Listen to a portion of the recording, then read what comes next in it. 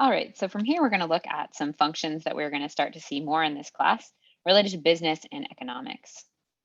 So first of all, a fixed cost function. So what is a fixed cost? Well, a fixed cost is just the upfront cost that it takes to produce your product. So let's write that out. Upfront costs.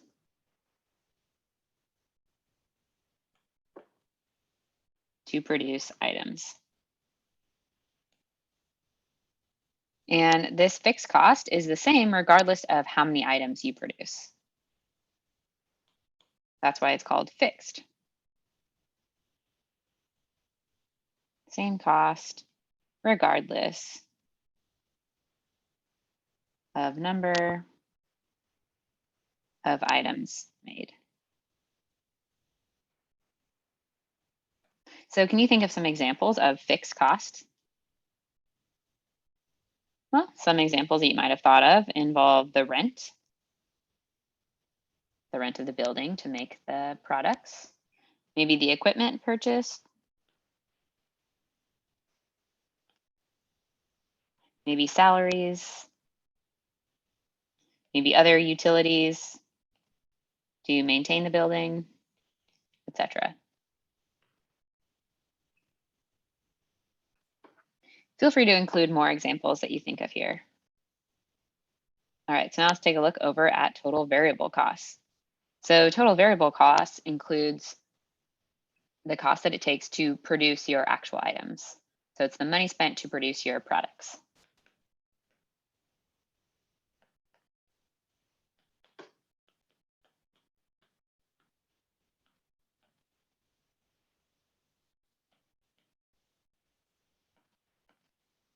And typically refer to our product or our quantity as Q. How many items are we creating? Q items. And that's just standard notation, but you might see different variables used here for the number of items produced. So what are some examples that you can think of total variable costs that would be associated to making a product? Well, you might think of the materials needed, maybe the wages of producers, maybe delivery costs. So anything associated with the production costs.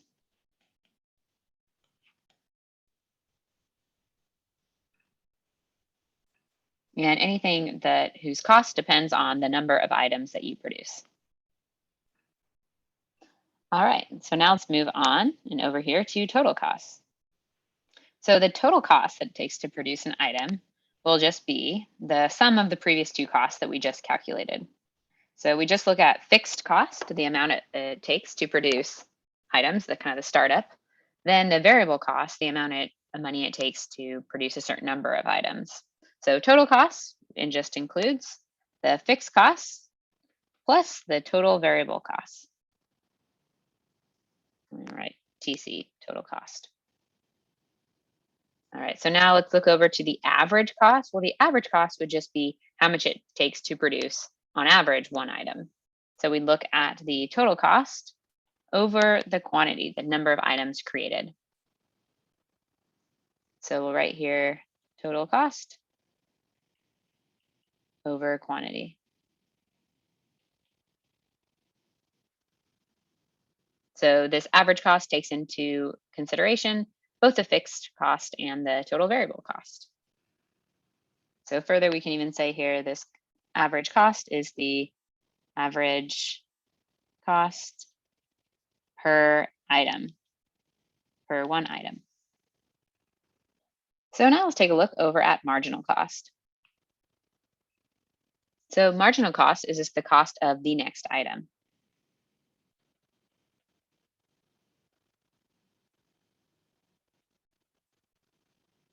So we computed this in Math 147.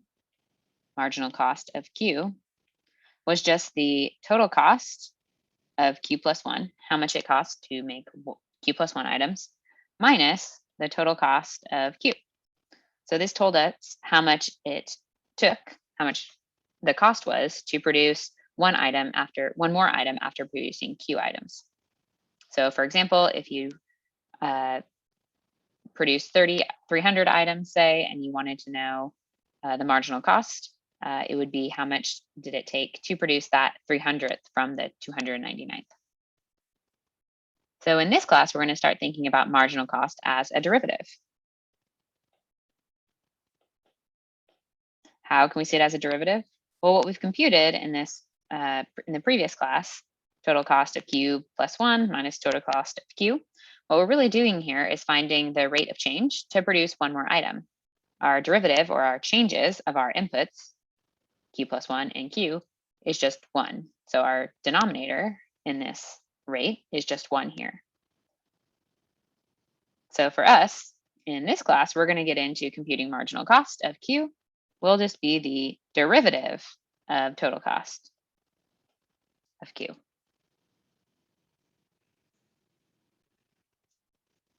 All right, now let's put some of this work together and look at an example. So on the bottom of our page here, we have that the table shows the total cost, TC, of producing Q items. So if we further look at our table, total cost is here on the right to produce Q items here on the left. So we want to know what is the fixed cost. So recall from our notes, the fixed cost is how much it takes to produce, to get started. So without producing any amount of product, what is our upfront cost? So take a look at the table and see if you can find that fixed cost on your own. So you might observe here that this 20,000 is associated to making 0 items. So that 20,000 is our fixed cost.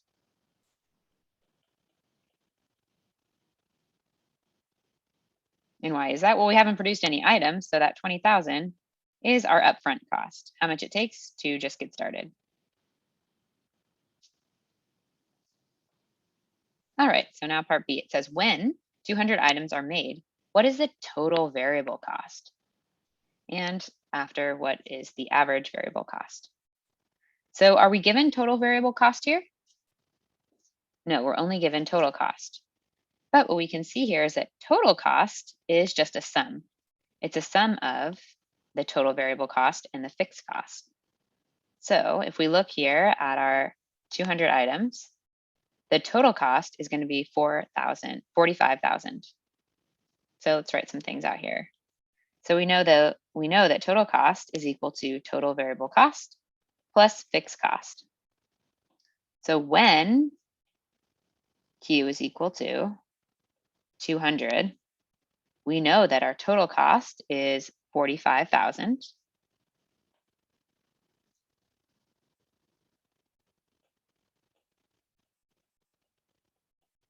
We don't know the total variable cost, but we do know the fixed cost coming from part A is 20,000.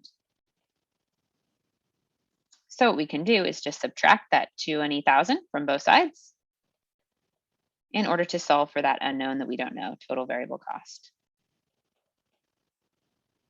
So what do we get in final? We get 25,000 is equal to our total variable cost.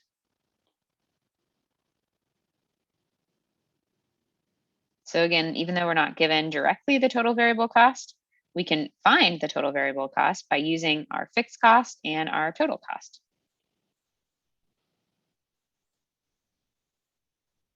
So now what about the average variable cost?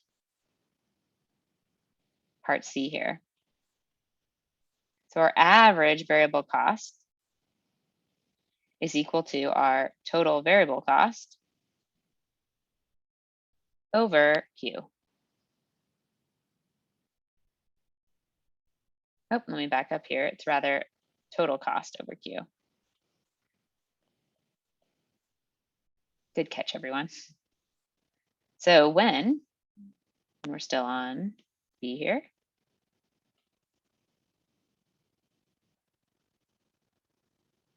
so again, we're still looking at when Q is 200.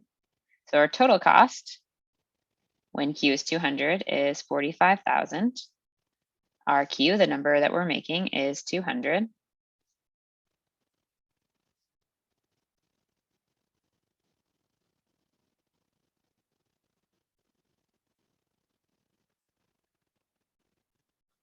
So when we divide, some zeros cancel out. So we get 450 divided by 2, which is just 225. So this would be the total cost per item. But now what if instead, if we had read this problem correctly, which I didn't do the first time, we wanted to know the average variable cost, not just the average cost. So what I had computed was average cost here.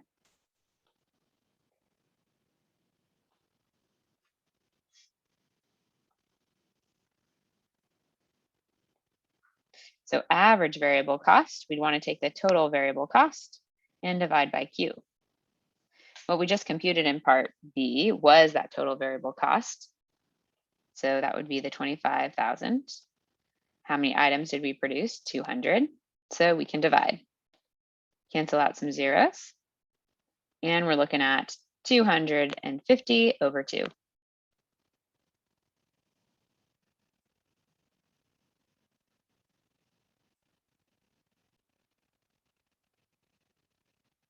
Which for us is just 125.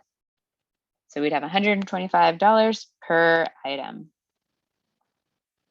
Recall that average cost is always an amount per item.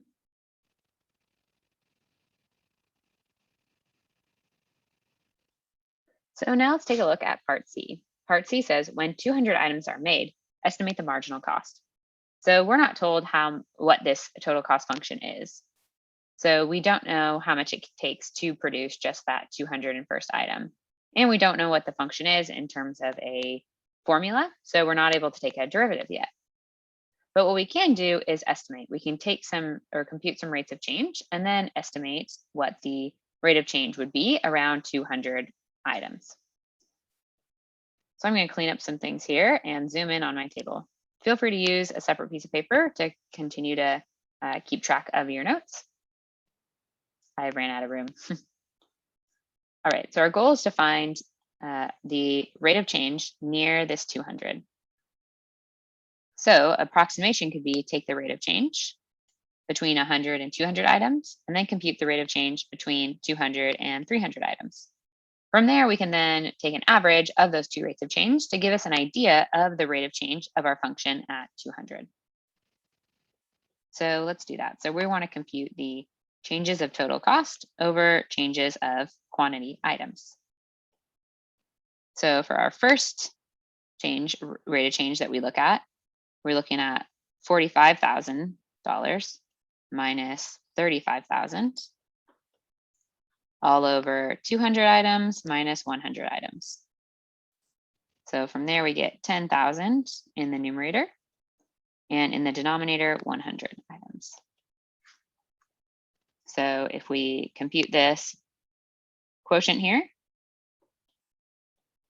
canceling out some zeros, we get $100 per item. So that's that first rate of change. Now the rate of change between 200 and 300 items would be, our numerator would be 53,000, subtracting 45,000, all over the difference in the number of items that we have, 300 minus 200. So that would give us 8,000 in the numerator over 100, which would just be $80 per item. So a fair estimate then of the marginal cost at 200 itself would be somewhere between $80 and $100 per item. So we could say marginal cost at Q equals 200 is about, we'll just take an average of these two rates of change. So we'll say is about $90 per item.